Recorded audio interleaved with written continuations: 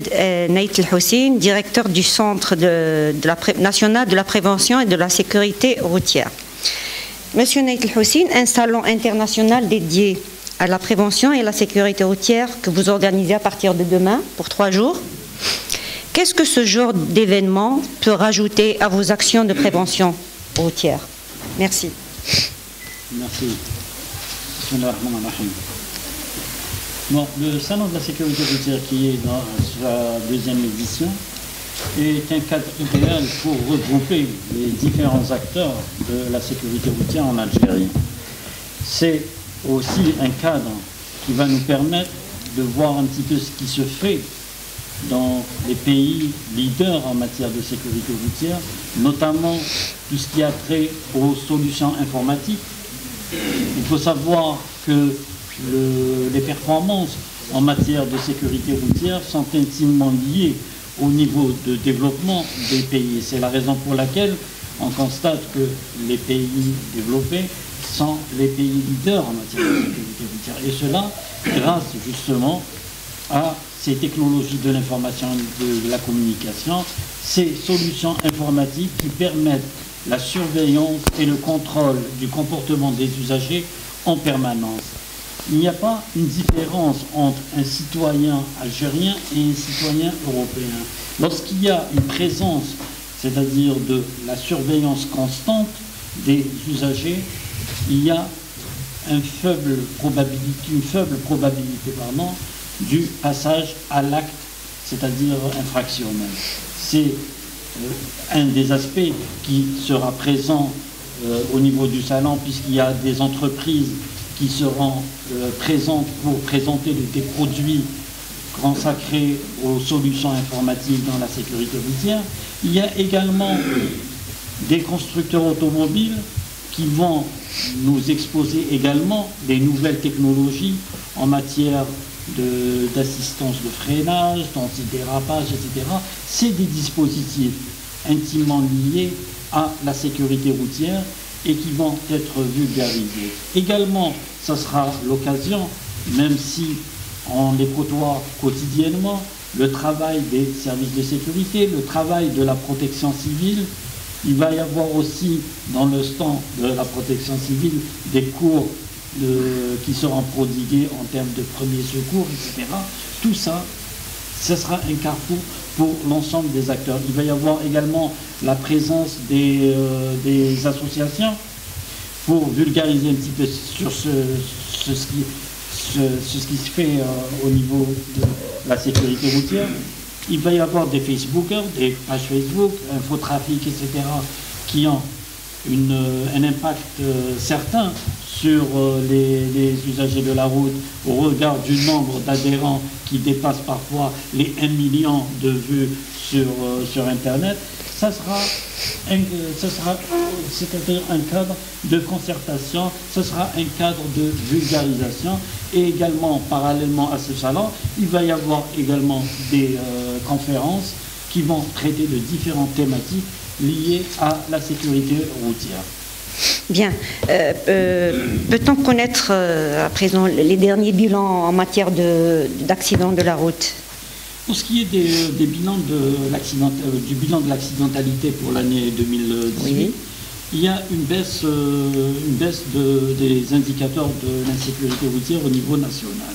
Pour ce qui est on va vous remettre les chiffres tout à l'heure pour les journalistes, il y a eu une baisse de près de 8% pour le nombre d'accidents corporels de la circulation, 9% pour le nombre de tués et 10% pour le nombre de blessés.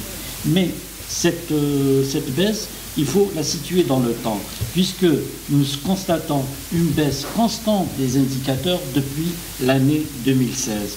Si on compare le bilan de l'année 2015, de l'année 2018, de l'année écoulée, avec celui de l'année 2015, il y a des gains considérables en matière de sécurité routière. Une baisse de 34,68% pour le nombre d'accidents, c'est-à-dire 12 208 accidents corporels de moins. Il y a eu une baisse de 28,20% pour le nombre de tués. C'est 1300 vies épargnées. si l'on compare ce bilan 2018 avec celui de 2015. Il y a également une baisse très importante du nombre de blessés qui est évalué à 41,83%, c'est-à-dire 23 424 personnes qui ont échappé à des blessures sur les routes algériennes comparativement avec l'année 2015. Dans le temps, c'est des gains très appréciables, mais il faut dire que la facture demeure préoccupante. Lorsqu'on parle de 3310 morts sur les routes en une année, c'est énorme. Mais ces résultats, c'est-à-dire l'aboutissement des efforts en matière de surveillance et de contrôle, en matière de premier secours, parce qu'on a tendance à occulter un petit peu le rôle de la protection civile qui joue, c'est-à-dire c'est un acteur important dans la sécurité routière. Une bonne intervention peut nous épargner des vies. C'est les efforts également qui ont été déployés par la protection civile pour l'implantation des postes de premier secours sur les axes accidentogènes, etc. Et également le travail de sensibilisation qui est mené par le Centre national avec le concours des autres acteurs de la sécurité routière. Dans ce cadre, il y a énormément de travail de sensibilisation qui se fait à travers des spots radio, des spots télé. Il y a également des actions de proximité.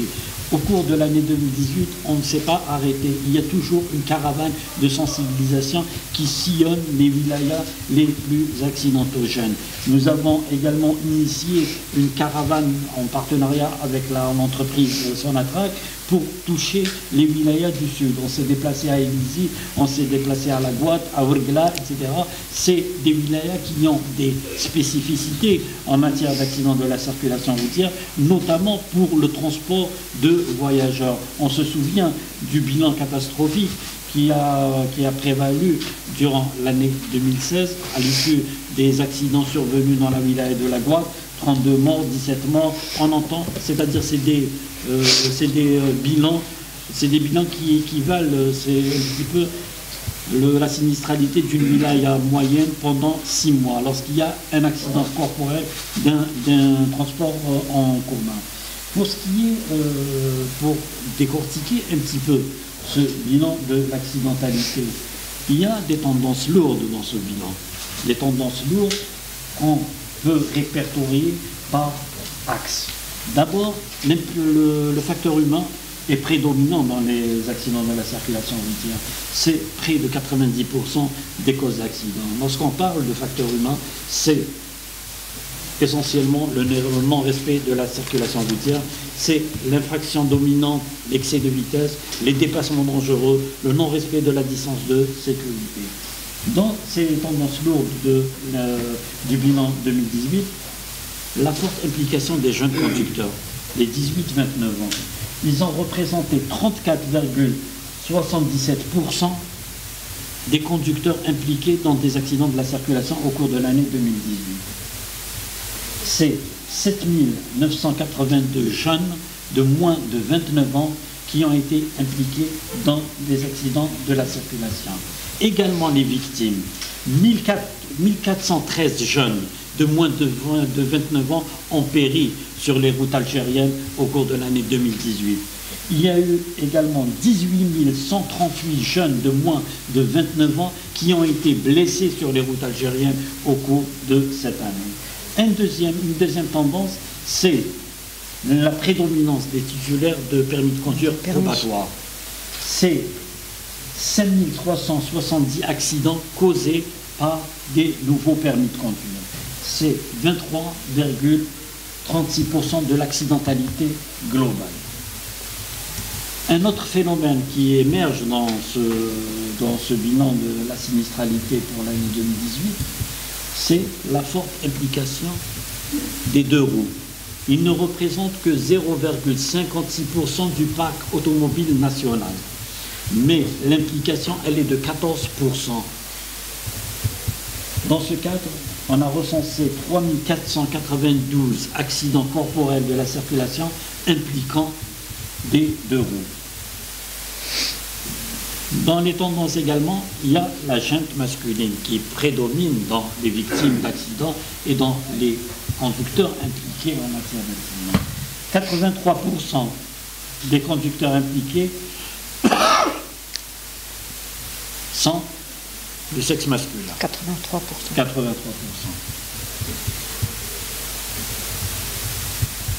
En termes de victimes également, c'est 2777 victimes de sexe masculin et 533 uniquement de sexe féminin. Il y a eu 79% de blessés de sexe masculin et uniquement 20% de sexe féminin. Il faut dire que les femmes au volant, elles sont plus prudentes. Pour ce qui est aussi des particularités de ce bilan 2018, il y a l'implication des piétons. C'est les premières victimes en zone urbaine. 55% des victimes en zone urbaine, le Manatak al-Hadariya, c'est des piétons. Sur les 683 cas de décès enregistrés en zone urbaine, 394 d'entre eux étaient des piétons, soit 56,85%. Sur les 8382 personnes blessées, 47% minhum, c'était des piétons en zone urbaine. Les axes routiers les plus accidentogènes, nous avons l'autoroute Est-Ouest qui prédomine avec, durant l'année 2018, on a enregistré durant cette année 718 accidents sur l'autoroute Est-Ouest et 426 sur la route nationale numéro 1. Mais ici, on doit attirer l'attention sur le fait que la RN1 connaît une baisse de 23% par rapport à l'année 2017.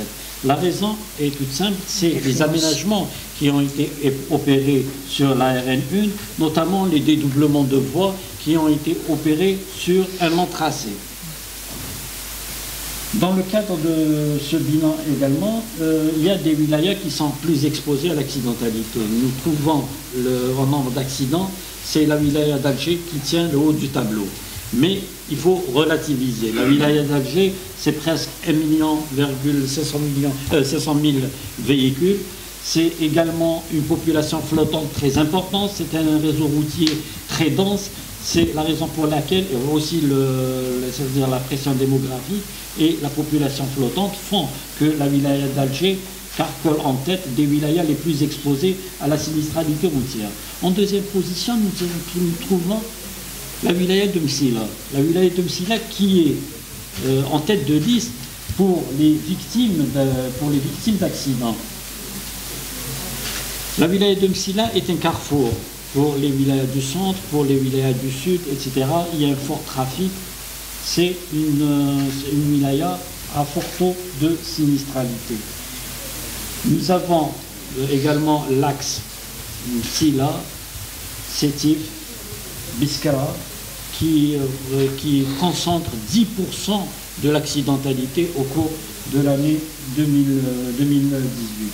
Pour ce qui est de la wilaya de Msila, 150 personnes ont péri sur le territoire de la wilaya de Msila pendant l'année 2018. Il y a également les jours et les tranches horaires les plus accidentogènes. Le dimanche et le jeudi, qui correspondent au départ et retour de week-end, sont les plus accidentogènes. C'est les deux journées les plus accidentogènes. Elles concentrent 30,44% de l'accidentalité de l'année 2018. C'est-à-dire que durant ces deux journées, on a recensé 6988 accidents corporels. C'est uniquement dans les journées de jeudi, dimanche et jeudi. Le vendredi, qui n'enregistre pas une forte mobilité, c'est la journée la plus sûre de l'année. Le vendredi. Oui. Le vendredi, on a recensé 2855 accidents corporels pendant toute l'année 2018. Pour ce qui est de la tranche horaire, c'est entre 18h et minuit. Cette tranche horaire concentre 27,16% des accidents corporels. 6506 accidents sont survenus durant cette tranche horaire. Vous me direz la cause. La cause est intimement liée à un autre facteur. Lorsqu'on parle de première cause de l'accidentalité, c'est l'excès de vitesse. Et l'excès de vitesse ne peut être accompli, notamment au niveau des zones urbaines, etc., lorsqu'il y a fluidification de la circulation routière. Lorsqu'il y a la fluidité de la circulation routière, les champs ont tendance à appuyer sur le champignon. C'est la période, c'est la tranche horaire la moins accidentogène de la journée. La période la plus sûre, c'est entre minuit et 6 heures du matin. En raison, bien sûr, du faible taux de mobilité. Pour ce qui est des causes d'accidents par rapport aux infractions, nous avons en tête l'excès de vitesse qui a été à l'origine de 4528 accidents, soit 19, on dirait près de 20% des causes d'accidents. Il y a la baisse de vigilance du conducteur, la somnolence, la fatigue, etc., qui est donnée pour être à l'origine de 3778 accidents, ainsi que les dépassements dangereux, 1361 cas d'accidents dus aux dépassements dangereux. Ces trois facteurs uniquement, ces trois facteurs constituent 42% de l'accidentalité globale pour l'année 2018. Et c'est-à-dire la note de satisfaction également, c'est un petit peu la mobilisation accrue des différents acteurs de la sécurité routière au cours de l'année 2018, qui a permis justement de faire baisser un tant soit peu les indicateurs de l'insécurité routière pendant cette période. C'est bon? Merci, M. Naït El-Hussein, pour toutes ces informations et ces statistiques. Vous parlez, M. Naït El-Hussein, vous parlez d'une baisse des accidents de la route par rapport aux chiffres qu'on connaît avant, mais les accidents restent très importants. Oui. Il y a eu la répression, il y a eu la sensibilisation, il y a eu l'éducation. Peut-on dire aujourd'hui que tous ces dispositifs connaissent leurs limites? Qu'est-ce qui reste à faire pour pouvoir réduire considérablement les accidents de la route?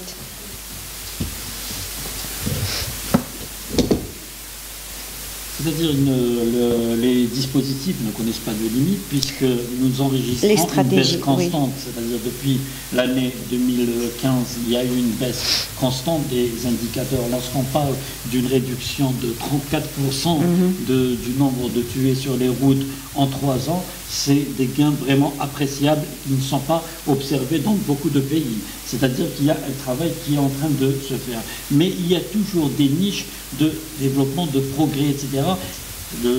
La raison pour laquelle la nouvelle loi sur la sécurité routière a introduit de nombreux dispositifs pour justement glaner plus de résultats dans le cadre de ce dossier sécurité routière. Je pense en premier lieu à la délégation nationale à la sécurité routière, qui est un aspect très important, parce que l'aspect organisationnel, c'est un aspect très important. Lorsque je parle d'aspect organisationnel, c'est la concertation et la coordination entre les différents acteurs. La délégation à la sécurité routière n'est pas l'apanage du ministère de l'Intérieur. Elle se veut un cadre de coordination entre les différents acteurs de la sécurité routière. C'est ce qui manque aujourd'hui.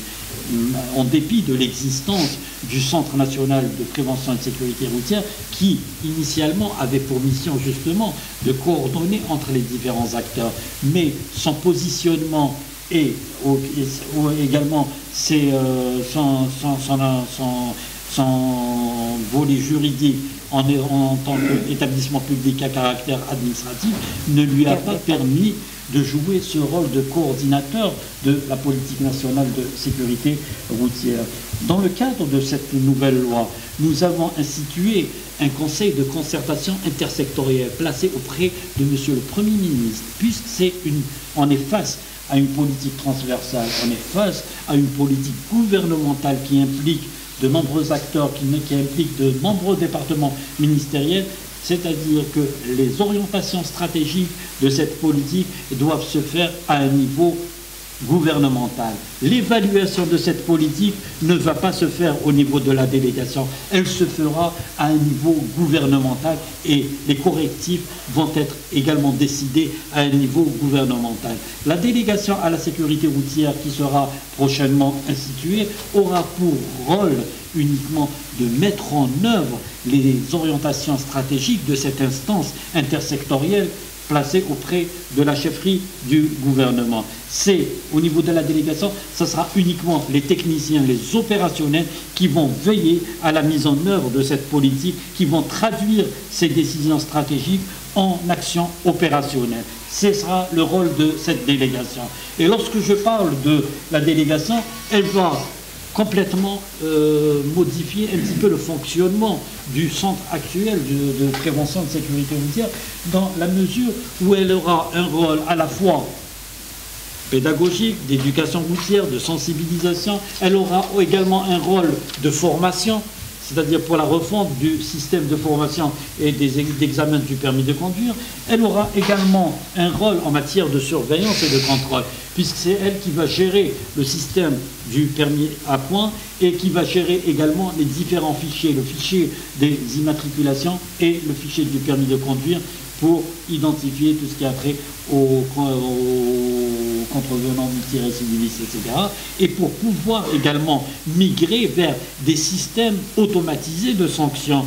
Lorsqu'on aura ce fichier d'immatriculation électronique, on pourra aisément migrer vers des radars pour les systèmes de sanctions automatisés, à l'instar des radars, etc. Parce qu'il va y avoir une facilité d'identification des propriétaires des véhicules et également des titulaires de permis de conduire. Merci, M. Naït El-Hussein. J'invite mes collègues journalistes à poser leurs questions, si questions il y a. Oui, oui.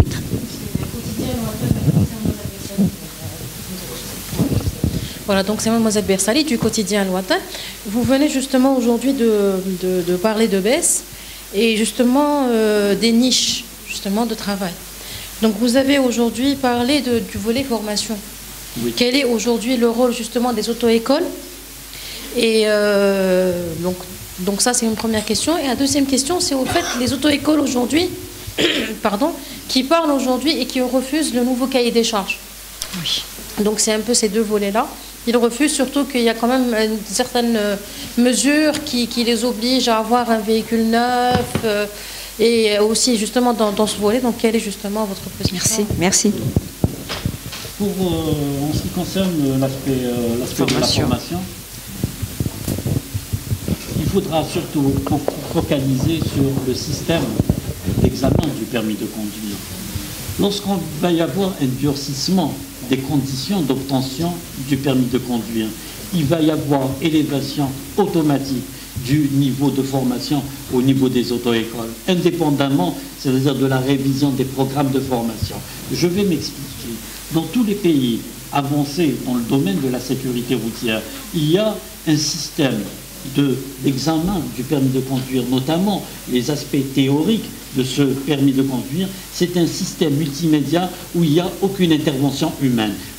C'est-à-dire l'examen des compétences du candidat se font de manière automatique par un logiciel. Il y a un QCM qui est posé au candidat et les résultats sont proclamés en ligne. On vous envoie vos résultats à la maison à l'issue de l'examen. C'est un aspect très important parce que également dans le cadre de ce système automatisé,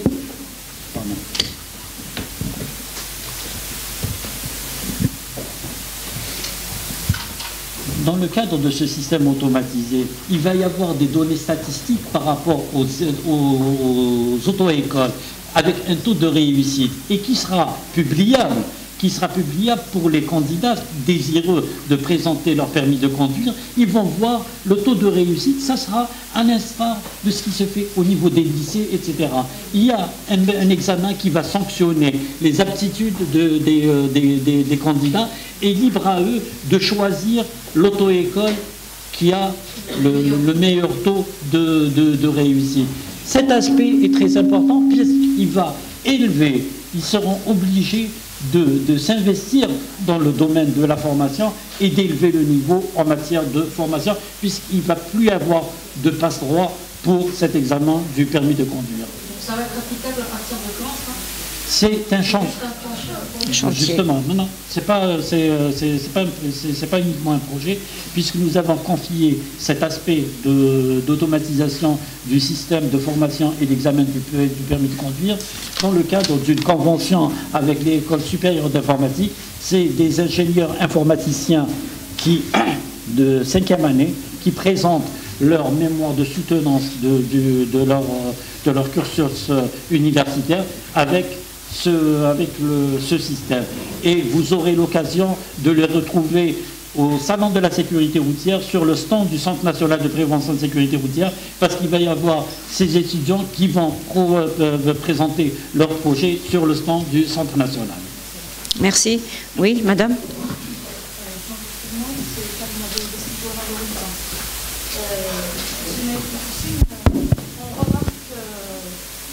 L'implication des transporteurs publics. Des voyageurs, des transporteurs publics. Oui. Des bus et tout ça. Est-ce qu'il n'est pas, ce n'est pas le moment de, s'il vous plaît, faire une certaine rigueur par rapport à leur formation, par rapport aux gens, c'est-à-dire aux personnes qui accèdent à au transport des voyageurs. Voilà. Il y a beaucoup de morts sur les routes à cause, comme vous le dites, la baisse de la vigilance, la fatigue. Et puis, peut-être il n'y a pas... On ne respecte pas le code international par rapport au transport public, parce que normalement, il y a deux chauffeurs qui se relaient, un truc comme ça. Merci. C'est vrai que l'implication des chauffeurs professionnels, notamment de transport de voyageurs et de marchandises, est très préoccupant, puisque lorsqu'il y a un accident qui implique un transport en commun, c'est des bilans dramatiques, comme je l'avais souligné au départ. Dans ce cadre, il y a eu des efforts qui ont été entrepris par les pouvoirs publics, notamment le fractionnement des trajets. Ça a été une disposition qui a été prise par le ministère des Travaux publics et des Transports pour garantir une doublure pour chaque transporteur de voyageurs, notamment pour les gens qui effectuent de longs déplacements, c'est-à-dire de longues dessertes. Ça, c'est un aspect. Mais c'est une disposition uniquement transitoire. En attendant l'entrée en vigueur du chronotachygraphe. C'est un dossier qui est également pris en charge par le ministère des Travaux publics et des Transports, mais il faut impérativement aller vers la généralisation de ce chronotachygraphe, parce que c'est le seul outil capable de permettre aux services de sécurité de contrôler les temps de conduite, de contrôler les temps de repos, de contrôler la vitesse pratiquée, etc. Il n'y a pas, en dehors de ce chronotachygraphe, il n'y a pas d'autres outils pour les services de sécurité pour leur permettre d'exercer un contrôle efficace et rigoureux sur cette catégorie d'usagers. Bien. Y a-t-il d'autres questions? Monsieur Neit El-Hussein, en matière d'infraction, justement, et certaines associations appellent à faire revenir le tribunal. Tribunal de Sainte-Police. Voilà, de Sainte-Police. Donc ils disent que les infractions, c'est à la police et au tribunal de faire suivre les infractions et non à une commission. Quel est votre avis? Les tribunaux de Sainte-Police vont accélérer, c'est-à-dire c'était une proposition qui avait été introduite notamment lors des assises des transports, etc. C'est une des tribunaux spécialisés dans les contraventions. C'est pour accélérer un petit peu le recouvrement des amendes et pour garantir un petit peu l'efficacité de ce dispositif, de ce système de sanctions. Mais avec l'avènement du système du permis à points, il va y avoir plus de visibilité pour l'ensemble des acteurs de la chaîne pénale. C'est-à-dire qu'une fois que l'infraction est constatée par les services de sécurité, cette information, elle est transmise à la délégation. Il y a eu déjà l'installation du back-office de la délégation au niveau du ministère de l'Intérieur, puisqu'on a commencé déjà à délivrer les permis électroniques biométriques.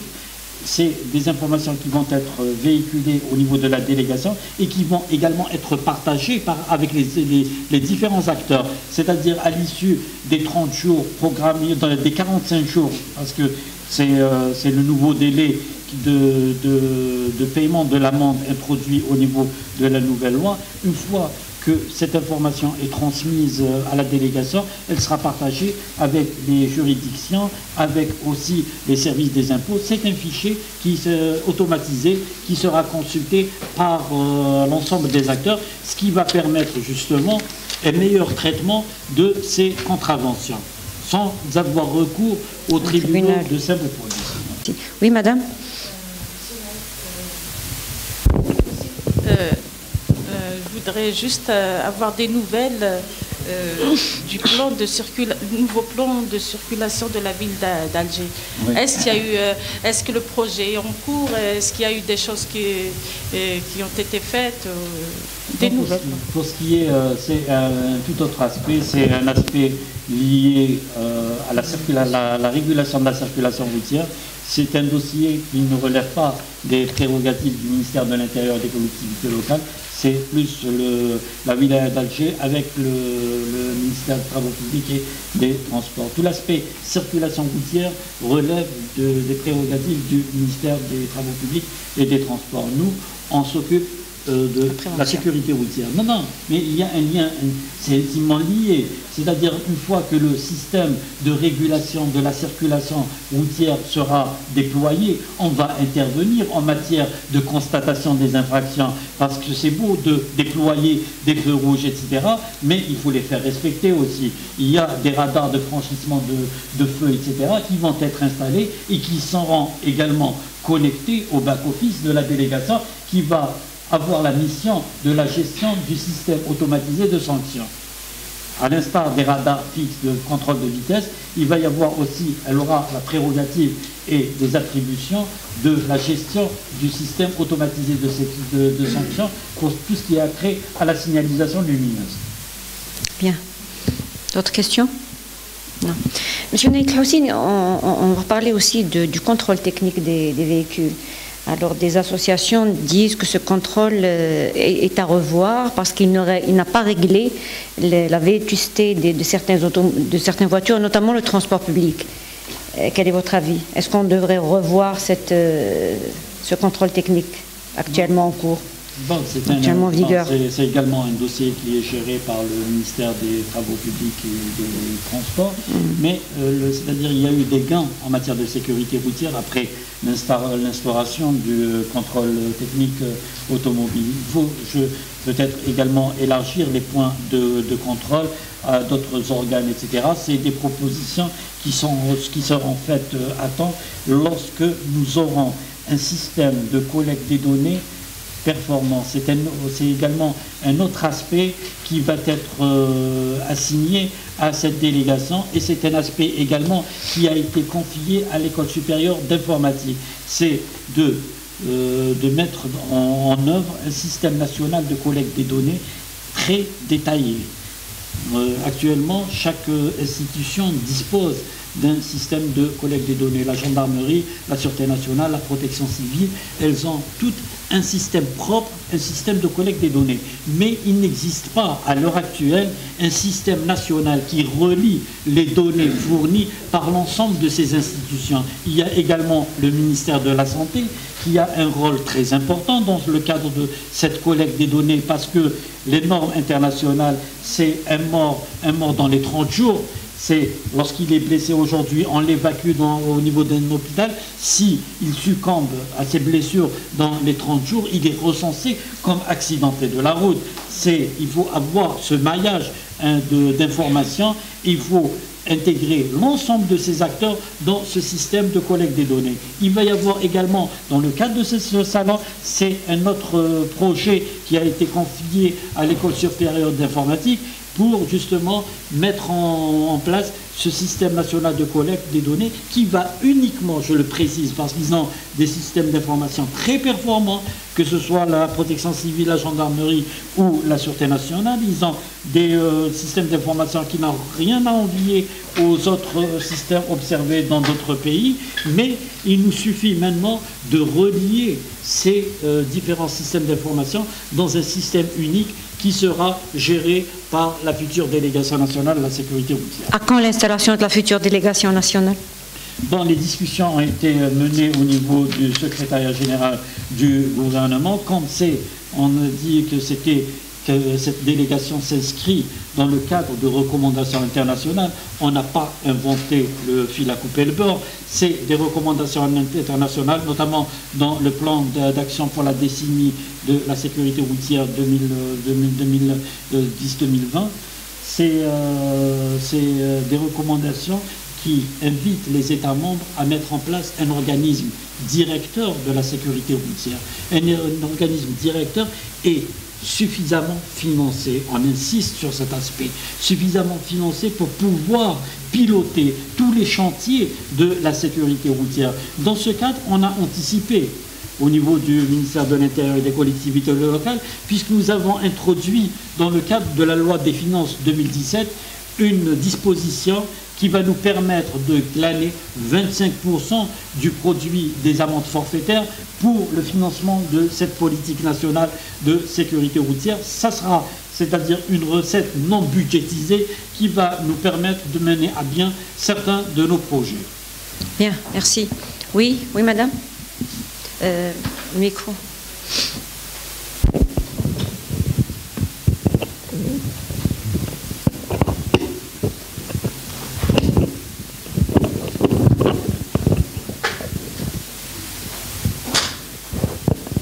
Bonjour, Madame Nasri, le soir d'Algérie. Je voulais revenir sur le permis à points qui n'est pas à l'ordre du jour avant la mise en place du permis électronique. La wilaya d'Alger a été justement la wilaya pilote pour son lancement. Et vous avez annoncé la dernière fois le déploiement justement de cette opération vers d'autres wilayas à partir de janvier 2019. Donc, elle est où l'opération pilote à Alger? Parce qu'on n'en parle pas beaucoup. Et justement, est-ce que vous avez commencé pour les autres wilayas? Et à quand le permis à points, généralement qui va régler justement le problème va tenter de régler le problème des accidents de la circulation? Merci. Pour ce qui est du permis électronique biométrique, il a été déployé au niveau de la wilaya d'Alger. On n'entend pas beaucoup parler parce que ça s'adresse, dans un premier temps, ça s'adresse aux primo-demandeurs, c'est-à-dire aux nouveaux titulaires de permis de conduire, mais il est effectif au niveau de l'ensemble des communes de la wilaya d'Alger. Comme deuxième étape, c'est-à-dire dans le cadre de ce plan de généralisation, puisque c'est un plan préétabli par le ministère de l'Intérieur, nous avons également lancé une opération au niveau de la wilaya de la Guadeloupe, puisque nous disposons d'une doublure du centre biométrique et du centre de traitement biométrique au niveau de la wilaya de la Guadeloupe. C'était la deuxième wilaya. Et là, on est en phase de généralisation au niveau de l'ensemble des 48 wilayas. Actuellement, au niveau de la wilaya d'Alger, chaque permis qui est délivré, il y a une occurrence qui est immédiatement enregistrée au niveau du back-office. C'est-à-dire que le système, le noyau, le système informatique du système du permis à points est prêt et installé au niveau des services de la modernisation du ministère de l'Intérieur et des collectivités locales. Pour ce qui est du recours au système du permis à points, nous n'allons pas attendre la généralisation de l'ensemble des permis de conduire, puisqu'il faut savoir qu'on a presque 12 millions de permis en circulation. On va travailler pour ce qui est du système du permis à points avec également les anciens permis de conduire. Les anciens permis de conduire après traitement de la base de données. Il faut savoir que nous n'avons jamais eu une base de données nationale des permis de conduire. C'était des bases de données de wilaya. Et là, on va collationner, on a terminé avec ce travail de fusion de l'ensemble des fichiers de wilaya pour en faire un fichier national. Qu'est-ce qui va se passer? Une fois que cette base de données est arrêtée, c'est-à-dire des 48 wilayas, il va y avoir attribution de l'identifiant national à partir de l'état civil pour l'ensemble des titulaires de permis de conduire. Il va y avoir un numéro unique, votre permis de conduire. Le numéro qui est affiché sur votre permis de conduire, il sera relié à votre identifiant national. C'est avec ce moyen qu'on pourra traiter le système du permis à points. C'est un travail colossal qui est mené au niveau du ministère de l'Intérieur et croyez-moi, c'est un travail fastidieux qui est accompli chaque jour par les techniciens au niveau du ministère de l'Intérieur des collectivités locales. Merci. Le taux justement d'avancement de ce projet, le taux d'avancement, c'est un dossier, c'est un projet qui est piloté par la Direction générale de la modernisation. Je ne peux pas me prononcer sur un taux de réalisation, sur un taux de... Oui. Oui. Tout à l'heure, vous avez parlé de la délégation nationale. Elle n'est pas encore mise en place. Non. Alors, peut-être qu'il est chargé de la mise en place des différents fichiers de permis à Oui. fichiers de carte Oui. Oui. Quand cette délégation tarde à voir le jour, ces fichiers ne sont pas mis en place. Non. La délégation, c'est un service utilisateur de ces fichiers. D'accord. C'est un service utilisateur, c'est elle qui a les attributions en vertu de la nouvelle loi, la 1705 sur la sécurité routière, qui a vocation à gérer le système du permis à points. Mais la mise en place de l'ensemble de ces outils, ce n'est pas la délégation qui les met en place, c'est la Direction générale de la modernisation au niveau du ministère de l'Intérieur qui est en train de mettre en place ces différents fichiers. Et croyez-moi que les travaux ont grandement avancé, ils vont aboutir très bientôt. Merci. Oui. je reviens toujours sur le volet formation. Qu'en justement de la formation des formateurs? Parce que là, vous avez tout à l'heure, vous avez vraiment répondu sur justement l'attribution du permis. Là, aujourd'hui, on oublie aussi la formation des formateurs, parce qu'on a souvent des formateurs qui manquent vraiment Oui. Vous parlez des moniteurs d'auto-école, voilà, les auto-écoles, des inspecteurs, etc. Il faut savoir qu'à l'heure actuelle, jusqu'à l'heure actuelle, les attributions en matière de formation n'ont pas encore basculé vers le ministère de l'Intérieur. C'est toujours le ministère des Transports et Travaux Publics qui gère c'est-à-dire ce transfert de compétences va intervenir avec l'entrée en vigueur du décret de la délégation nationale à la sécurité routière, conformément à l'article 16 de la loi. Parce qu'il faut savoir qu'il existe également un centre national des permis de conduire. C'est lui qui s'occupe de la formation des moniteurs, des formations des candidats, etc., des auto-écoles. C'est-à-dire qu'il gère un petit peu la profession de formation soit des moniteurs, soit des inspecteurs du permis de conduire aussi. Il a le contrôle des inspecteurs du permis de conduire, bien que ces inspecteurs soient formés au niveau de l'école nationale d'application des techniques terrestres à Batna, mais c'est lui qui gère ces inspecteurs. Il va y avoir transfert de compétences avec l'entrée en vigueur de la nouvelle délégation, puisqu'il va y avoir dissolution du centre actuel, du Centre national de prévention et de sécurité routière. Il va y avoir également dissolution du Centre national des permis de conduire. Là, on va récupérer les attributions. On se prépare déjà pour cette éventualité. Merci. Oui, d'autres questions? Bien. Merci, Monsieur Naït El-Houssin. Un dernier mot peut-être pour le salon de demain, pour inviter les gens à y venir. Justement, je vous adresse cordialement une invitation pour le salon. Vous allez voir un petit peu ce qui se fait en matière de sécurité routière et vous allez voir également l'intérêt qu'on accorde un petit peu aux deux roues. S'il vous plaît, s'il vous plaît, s'il vous plaît, s'il vous plaît, on n'a pas encore terminé. Merci. Oui. On a invité beaucoup d'associations de motocycles au regard de l'émergence de ce phénomène. Et croyez-moi, ça va être vraiment ludique et également ça va témoigner un petit peu du milieu des motards qui est un milieu spécifique. Je préfère m'appuyer sur ces associations pour faire passer les messages. C'est la sensibilisation par les pairs. Je préfère utiliser, c'est-à-dire comme partenaire des motards pour faire passer les messages. Monsieur Naït Houssine, peut-être l'Arabia pour la télévision, un petit mot de l'Arabia. Oui, bien sûr, bien sûr. 3 jours. 3 jours. S'il vous plaît, mes collègues journalistes, on termine. Pour le salon تاع الغدوة.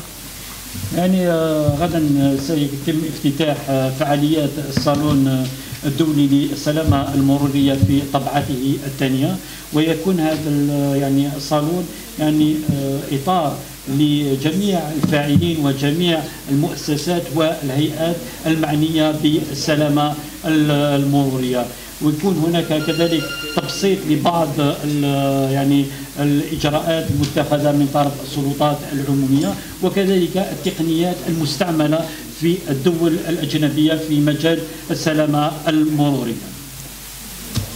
C'est bon? Monsieur Naït Houssine, je vous enlève vos documents parce qu'ils ne m'ont pas laissé.